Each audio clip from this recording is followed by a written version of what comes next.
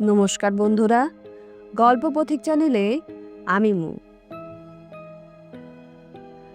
তারানাথ তান্ত্রিকের মধুসুন্দরী দেবীর গল্পের প্রথম পর্বে আমরা তারানাথ তান্ত্রিকের দেবীকে দেখে কি অবস্থা হয় সে সম্পর্কে জানতে পারি।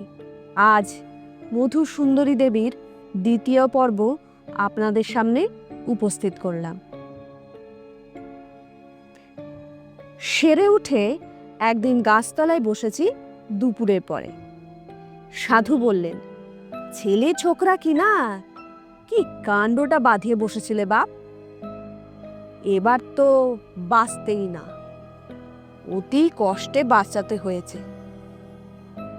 আচ্ছা বাবু, পঞ্চমুণ্ডের আসনে কি জন্যে গিয়েছিলে সেদিন রাত্রে? আমি তো অবাক, কি করে জানলেন উনি? আমি তো কোনো কথাই বলিনি। হঠাৎ আমার সন্দেহ হলো, সেই অস্তিত্ব মেয়েটির সঙ্গে নিশ্চয়ই সাধুর ফিরে এসে দেখা হয়েছে। সেই বলেছে। আমাকে চুপ করে থাকতে দেখে বললেন, ভাবছো আমি কি করে জানলাম? না। আরে বাপ, কতটুকুই বা তোমরা বোঝো আর কতটুকুই বা তোমরা জানো? তোমাদের দেখে আমার দয়া হয়। ভয়ে ভয়ে বললাম, আপনি জানলেন কি করে? সাধু হেসে বললেন, আরে পাগল, তুমি তো জ্বরের ঘরে বলছিলে, ওইসব কথা নইলে আমি জানবো কি করে? যাক, প্রাণে বেঁচে গিয়েছি এই ঢের। আর কখনো অমন পাগলামি করতে যেও না। আমি চুপ করে রইলাম। তাহলে আমি বিকারের ঘরে সব ফাঁস করে দিয়েছি? সেই দিন মনে মনে সংকল্প করলাম, 2-1 দিনের মধ্যেই এখান থেকে চলে যাব, শরীরটা একটু সুস্থ হয়ে উঠলেই। কিন্তু আমার ভাগ্যলিপি ছিল অন্যরকম। সাধু বাবাজিকে তার পরের দিন পাহাড়ি বিচ্ছিতে কামড়ালো। তিনি তো যন্ত্রণায় অজ্ঞান হয়ে গেলেন। আমি সেই 5 মাইল দূরবর্তী মিহিজাম থেকে ডাক্তার ডেকে আনি, তার সেবাও করি। দিনরাত জেগে 3 দিন পরে তাকে সারিয়ে তুলি। দিন 10 পরে আমি একদিন বললুম, সাধুজি, আমি আজ চলে যেতে চাই। সাধু বিস্মিত হয়ে বললেন, চলে যাবে? কোথায়? এখানে থেকেই বা কি হবে? আমার তো কিছু হচ্ছে না, নিচে বসে থাকার মন্দিরের প্রসাদে ভাগ বসানো। 2টি পেটের ভাতের লোভে আমি তো এখানে বসে নেই। সাধুজি চুপ করে গেলেন, তখন কোনো কথাই বললেন না। সন্ধ্যার কিছু আগে আমায় ডেকে তিনি কাছে এনে বসালেন।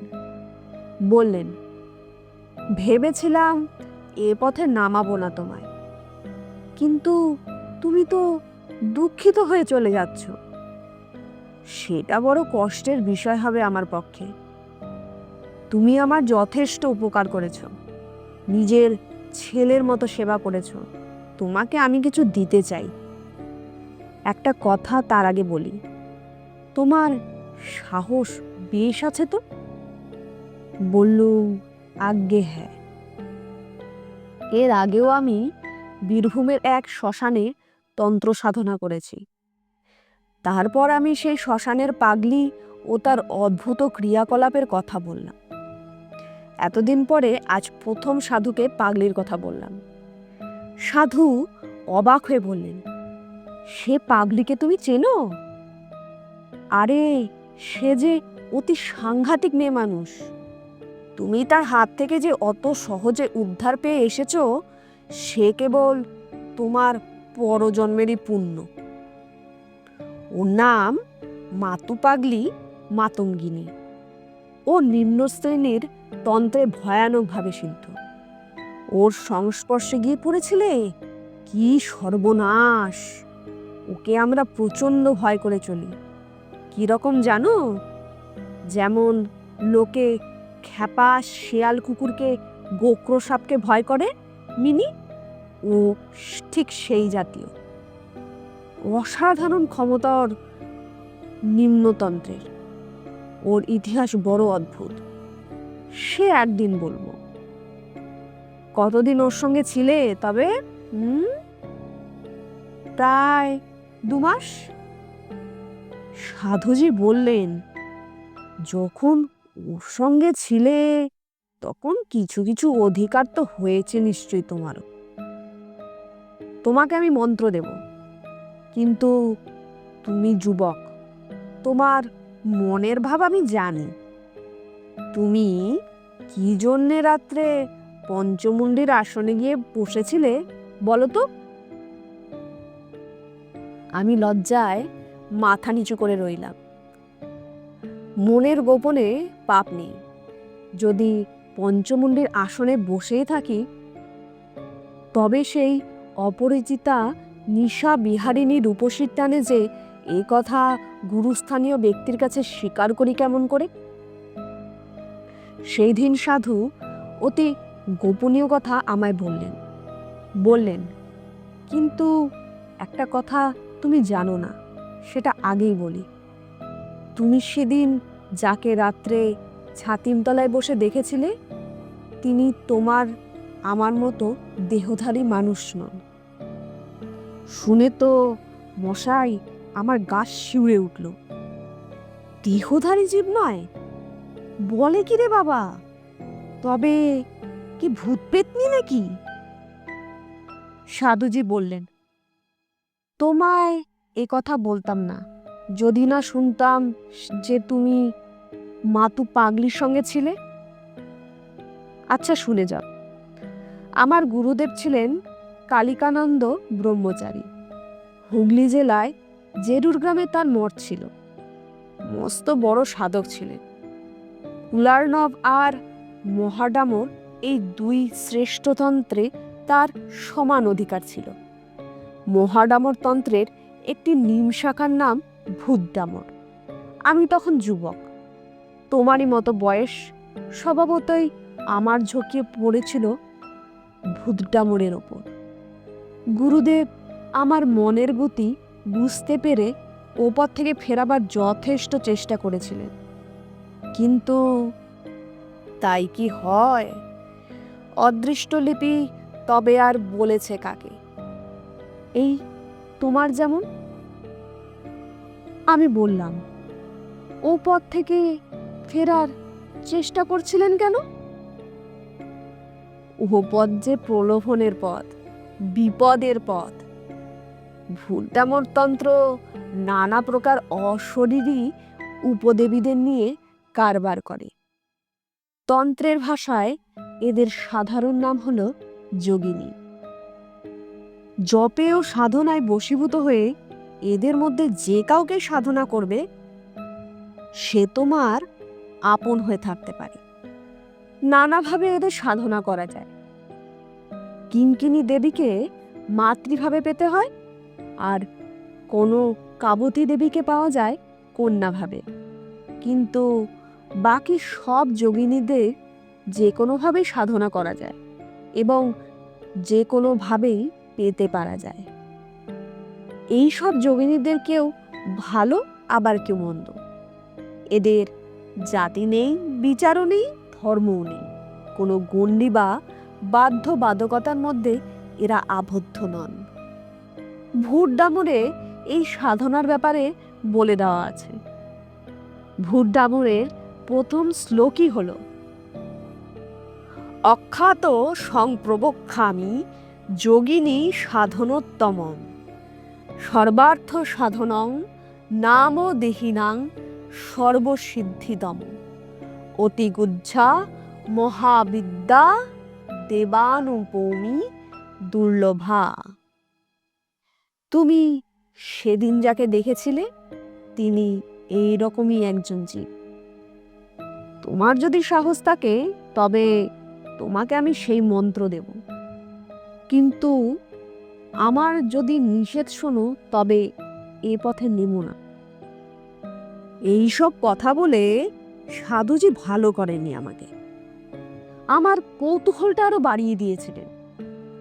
তিনি আমায় আর কি সামলে রাখতে পারেন? আমিও নাছোড়বান্দা হয়ে পড়লাম মন্ত্র নিয়ে। সাধুজি বললেন, তবে কনকবতী দেবীর সাধনা মন্ত্র নাও, কন্যাভাবে পাবে দেবীকে। আমি চুপ করে রইলাম। তিনি আবার বললেন, তবে কিঙ্কিনী সাধনার মন্ত্র? আহ, কি বিপদেই পড়েছি বুড়ো সাধুটাকে নিয়ে। অন্য যোগিনীদের দেখতে দোষ কি? সাধু আমায় চুপ করে থাকতে দেখে বললেন, বেশ, আমি তোমাকে মধু সুন্দরী দেবী সাধনার মন্ত্র দিচ্ছি। একে কন্যাভাবে, ভগ্নীভাবে বা ভার্যাভাবে পেতে পারো। তবে আমার যদি কথা শোনো, কখনো ভার্যাভাবে পেতে চেও না। এর বিপদের দিক বলি। ভার্যাভাবে সাধন করলে তিনি তোমাকে প্রণয়ীর মতো দেখবেন, কিন্তু এরা মহাশক্তিশালিনী যোগিনী, সাধারণ মানবী নয়। এদের আয়ত্তের মধ্যে রাখা বড় শক্ত। হয় তোমাকে পৃথিবীর মধ্যে সর্বাপেক্ষা সুখী মানুষ করে রাখবে, নয়তো একেবারে উন্মাদ করে ছেড়ে দেবে। সামলাতে পারা বড় কঠিন। সাধুজি আমায় মন্ত্র দিলেন এবং বললেন, বাবা, এ জায়গা থেকে তোমায় চলে যেতে হবে। তোমায় এখানে আমি আর রাখতে পারিনি। এক জায়গায় দুজন সাধকের সাধনা হয় না। বেশ ভালো, আমিও তা চাইনি। আমার ভয় ছিল, হয়তো সাধুজি মাতু পাগলির মতোই হিপনোটিজম জানে এবং খানিকটা অভিভূত করে যা তা দেখাবে আমাকে। তারপর আমি তারানাথের কথায় বাধা দিয়ে বললাম, কেন? আপনি যে স্বচক্ষে পঞ্চমুণ্ডীর আসনে কি মতি দেখেছিলেন, তখন তো সাধু সেখানে ছিল না। তারপর আমার যে টাইফয়েড জ্বর হয়েছে তা আমি বলিনি। হয়তো পঞ্চমুণ্ডীর আসনে যখনই বসে তখনই জ্বর আসছে। সেই সময় জ্বরের পূর্বাবস্থায় অসুস্থ মস্তিষ্কে কি বিকার দেখে থাকবো, হয়তো সেসব চোখেরই দাদা। আর এই সব ছেড়ে আমার হয়তো সব সেরে উঠেছে, এই সন্দেহ আমার হয়েছিল, সত্যি বলছি। যাক, সে কথা। তারপর ওখান থেকে চলে গেলাম বরাকর নদীর ধারে আর একটা নির্জন জায়গায়। ওখান থেকে 5-6 মাইল দূরে একটা গ্রাম ছিল। কিছু দূরে থাকতাম গ্রামের বারোয়ারি ঘরে। গ্রামের লোকে যে যা দিত তাই খেতাম, আর সন্ধ্যার পরে নদীর ধারে নির্জনে বসে মন্ত্র জাপ করতাম। এই রকমে প্রায় 1 মাস কেটে গেল, 2 মাসও কেটে গেল, 3 মাস কেটে গেল। কিছুই দেখিনি। মন্ত্রের উপর বিশ্বাস ক্রমেই যেন কমে যাচ্ছে আমার। তবুও মনকে বোঝালাম, 6 মাস পরে পর্ণহতি ও হোম করার নিয়ম বলে দিয়েছিল সাধুজি। তার আগে কিছুই হবে না। 6 মাসও পূর্ণ হলো। সাধুজি যেমন বলে দিয়েছিল ঠিক সেই সব নিয়মই পালন করলাম। পদ্মাসনং সমস্থায় মৎস্যেন্দ্রনাথ সম্মতম আমিষান্ন পুপসুপৈ সংপজ্য মধু সুন্দরী। বরাকর নদীর তীরে বসে ভাত রাঁধলাম, কই মাছ পোড়ালাম, আংট কলার পাতায় ভাত ও পোড়া মাছের নৈবেদ্যও দিলাম। ডামরের সমিত দিয়ে বালির ওপর হোম করে ওং টং ঢং ঝং ই খং মধুর সৌন্দর্যে নমঃ এই তন্ত্রে আহুতিও দিলাম। জাতি ফলের মালা নিতান্তই দরকার। কত দূর থেকে খুঁজে জাতি ফলের মালাও এনেছিলাম।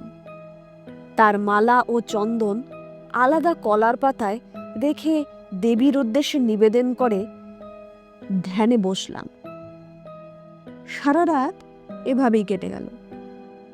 বললাম, কিছু দেখলেন? কা কষ্ট পরিবেদনা। ঘি, চন্দন, মিষ্টি কিনতে কেবল কতগুলো পয়সা শ্রাদ্ধ হয়ে গেল। ধ্যান, জপ, হোমে কিছুই ফল ফুলল না। রাগ করে টান মেরে সব নৈবেদ্যই ফেলে দিলাম নদীর জলে। বেটা সাধু ভীষণ ঠকিয়েছে। কোনো বেটার কোনো ক্ষমতাই নেই। যেমন মাতু পাগলি, তেমনিও এই সাধু। তন্ত্রতন্ত্র সব বাজে, খানিকটা হিপনোটিজম জানে এরা। তার বলেই মূর্খ গ্রাম্য লোককে এরা ঠকিয়ে খায়। এসব ভাবি বটে, জবটা কিন্তু ছাড়তে পারিনি। অভ্যেস মতো করেই যাই। ওটা যেন একটা বদ অভ্যেসে দাঁড়িয়ে গিয়েছিল। এভাবে আরও মাস 4-5 কেটে গেল। একদিন সন্ধ্যার পরে, রাত তখন হয়েছে সবে, আধ ঘন্টাও হয়নি, আমি একটা গাছের তলায় বসে জব করছি। অন্ধকার হলেও খুব ঘন হয়নি। তখনও হঠাৎ তীব্র কস্তুরীয় গন্ধ অনুভব করলাম বাতাসে। বেশ মন দিয়ে শুনে যাও, এক বর্ণ মিথ্যা বলিনি আমি। যা যা হলো একটার পর আর একটা বলছি, মন দিয়ে শোনো। কস্তুরীর গন্ধটা যখন সেকেন্ড 4-5 পেয়েছি, তখন আমার সেদিকে মন গেল। ভাবলাম, এ দেখছি অবিকল কস্তুরীর গন্ধ। বাহ, পাহাড়ের জঙ্গলে এত সুন্দর অজানা বনফল আছে। তারপরে আমার মনে হলো, আমার পেছনে, অর্থাৎ যে গাছটার তলায় বসেছিলাম তার গুড়ির আড়ালে কে একজন এসে দাঁড়িয়েছে। আমি পেছন থেকে দেখতে পাচ্ছি না বটে, কিন্তু অনেক সময় লোকের উপস্থিতি চোখে না দেখেও এভাবে ধরা যায়। আমার সমস্ত ইন্দ্রিয় তখন যেন অতিমাত্রায় সজাগ ও সতর্ক হয়ে উঠেছে।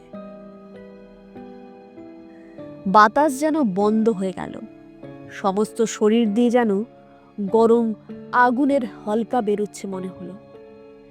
আবার অজ্ঞান হয়ে যাব নাকি ভয় হলো মনে। ঠিক সেই সময়ই আমার সামনে দেখলাম একটি মেয়ে দাঁড়িয়ে। আধ সেকেন্ড আগেও তিনি সেখানে ছিলেন না। ঠিক সেই পঞ্চমুণ্ডির আসনে বসার রাত্রের সেই অভিজ্ঞতার পুনরাবৃত্তি। কিন্তু এবার মনে মনে দৃঢ় সংকল্প করলাম, জ্ঞান হারাবো না কখনোই। মেয়েটি দেখি এক দৃষ্টিতে আমার দিকেই চেয়ে রয়েছে। জিজ্ঞাসা করিলাম, নিজের চোখে এমনি এত মতি দেখলেন আপনি? আমার কথার মধ্যে হয়তো একটু অবিশ্বাসের গন্ধ পাইয়াই তারকনাথ উগ্র প্রতিবাদের সুরে বলিল, নিজের চোখে, সুস্থ শরীরে বিশ্বাস করো। বিশ্বাস করো আর নাই করো, সে আলাদা কথা, কিন্তু যা দেখেছি তাকে মিথ্যা বলতে পারবো না। কিরকম দেখলেন? কেমনই বা চেহারা? ভারী রূপসী। যদি বলি, কিছুই বলা হলো না। মধু সুন্দরী দেবীর ধ্যানে আছে। উদ্যত ভানু প্রতিকাশা বিদ্যুৎ পুঞ্জ নিভাসতি, নীলাম্বর পরিধানা মদোদ্বিহল লোচনা, নানালঙ্কার শোভাঢ্যা, কস্তুরী গন্ধ মুদিতা। কোমলাঙ্গিং স্মেরো মুখিং পিনতুঙ্গপয় ধরাম। অবিকল সেই মূর্তি। তখন বুঝলাম দেবদেবীর ধ্যান মন গড়া কথা নয়। সাধুকে প্রত্যক্ষ না করলে এমন বর্ণনা দেওয়া যায় না। আপনি কোনো কথা বললেন? কথা? আমার চেতনা তখন লোপ পাওয়ার মতো হয়েছে। তো কথা বলছি। পাগল তুমি? সে তেজ সহ্য করা আমার কম।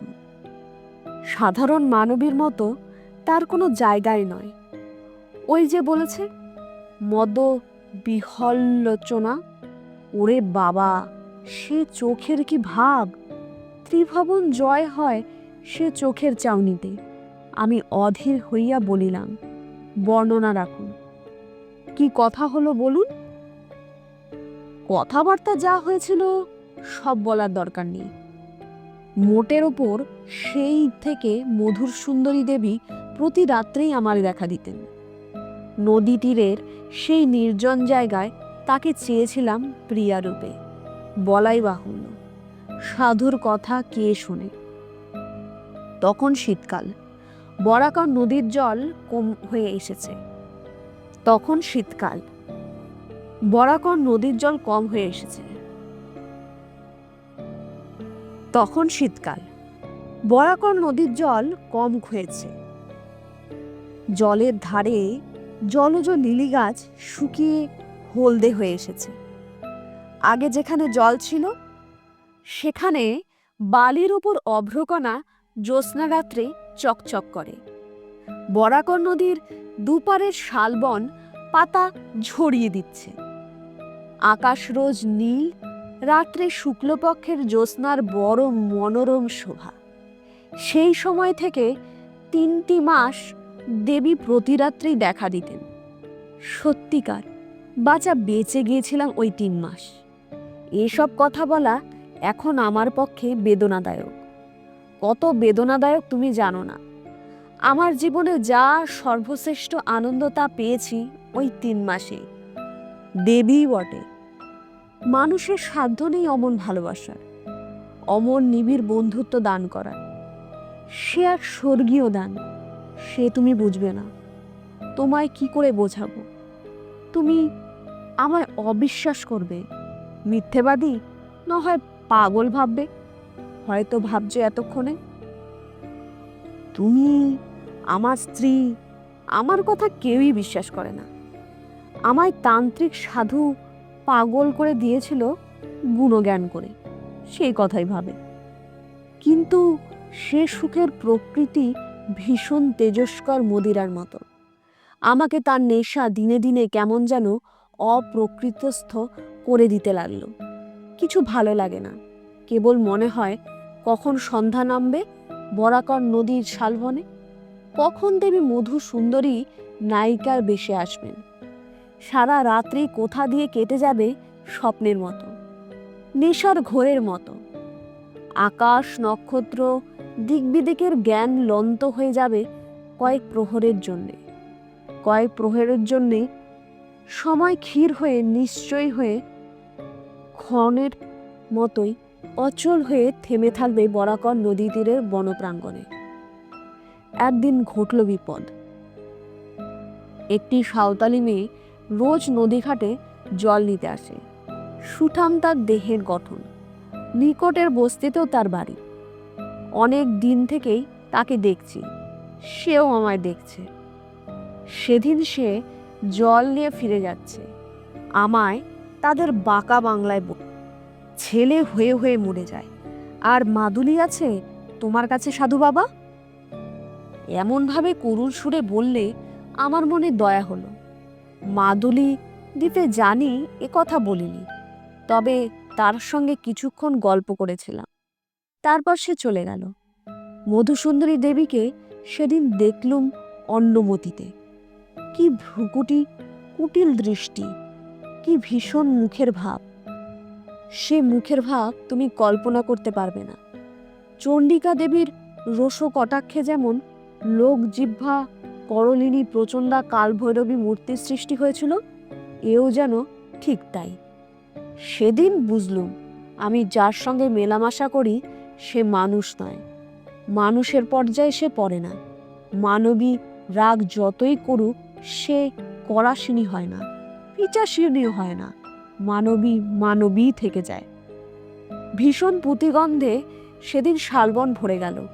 প্রতিদিনের মতো কস্তুরীর সুবাস কোথায় যেন মিশিয়ে গেল। তারপর এলেন মধুসুন্দরী দেবী। দেখেই মনে হলো এরা দেবীও বটে, বিদেহী পিচাসীও বটে। এদের ধর্মাধর্ম নেই, সব পারে এরা। যে হাতে নায়িকার মতো ফুলের মালা গাঁথে সেই হাতেই বিনা দ্বিধায়, বিনা অনুশোচনায় নিমিষে ধ্বংস করতেও এরা অভ্যস্ত।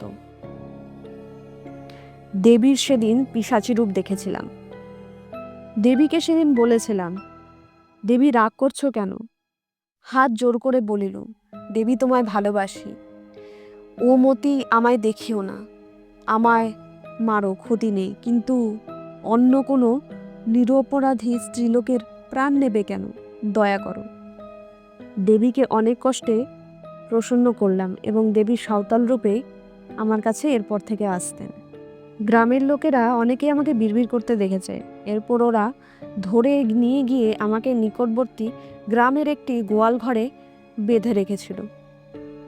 গভীর রাত্রে বাঁধন ছিঁড়ে ওদের হাত থেকে লুকিয়ে পালিয়ে সে রাতে মধুসুন্দরী দেবীর সঙ্গে দেখা করলাম। দেবীকে বলিলাম, আমি এই নদী তীরের তীর্থস্থান ছেড়ে কোথাও যাব না। কিন্তু তিনি একটি নিষ্ঠুর হাসি হেসে বললেন, যেতে হবেই। এই আমার অদৃষ্টলিপি। অদৃষ্টের বিরুদ্ধে তিনি অত বড় শক্তিশালী যোগিনী হয়ে যেতে পারেন না। বলিলাম, যদি সুখের ব্যাপার তবে আপনি ভয়ঙ্কর বলছেন কেন? ব্যাপার ভয়ঙ্কর এই জন্যই যে আমার সারা জীবনটা মাটি হয়ে গেল ওই 3 মাসের সুখভোগে। কোনো দিকেই মন দিতে পারিনি। মধ্যে তো দিন কতক উন্মাদ হয়ে গিয়েছিলাম বিয়ের পরেও। তারপর সেরে সামলে উঠেই এই জ্যোতিষের ব্যবসা আরম্ভ করে যা হয় একরকমে সেও দেবীর দয়ায়। তিনি বলেছিলেন, জীবনে কখনো অন্য কষ্টে আমায় পড়তে হবে না, পড়তে কখনো হয়ওনি, কিন্তু ওতেই কি আর আনন্দ দেয় জীবনে? তারানাথ গল্প শেষ করিয়াই বাড়ির ভেতরে যাইবার জন্য উঠিল। আমিও বাহির হইয়া ধর্মতলার মোড়ে আসিলাম। এত অদ্ভুত অবাস্তব জগৎ হইতে 20 শতাব্দীর বাস্তব সভ্যতার জগতে আসিয়া যেন হাঁপ ছাড়িয়া বাঁচিলাম। যতক্ষণ তারানাথ গল্প বলিল ততক্ষণ ওর চোখ মুখের ভাবে ও গল্পেশ্বরে গল্পের সত্যতা সম্বন্ধে অবিশ্বাস জাগে নাই। কিন্তু ট্রামে যখনই উঠিলাম তখনই মনে হইল তাহা আর নাই বা বলিলাম। গল্পটি এখানেই শেষ। আমার গল্পটি যদি আপনাদের ভালো লেগে থাকে অবশ্যই আমার চ্যানেলটিকে সাবস্ক্রাইব করবেন এবং আরও নতুন নতুন গল্প আপনাদের জন্য আমি নিয়ে আসব। আপনাদের ভালোবাসা একান্তই কাম্য। আপনারা কোনো গল্প শুনতে চাইলে অবশ্যই আমার কমেন্টে জানাবেন, আমি পড়ার চেষ্টা করব অবশ্যই। ধন্যবাদ।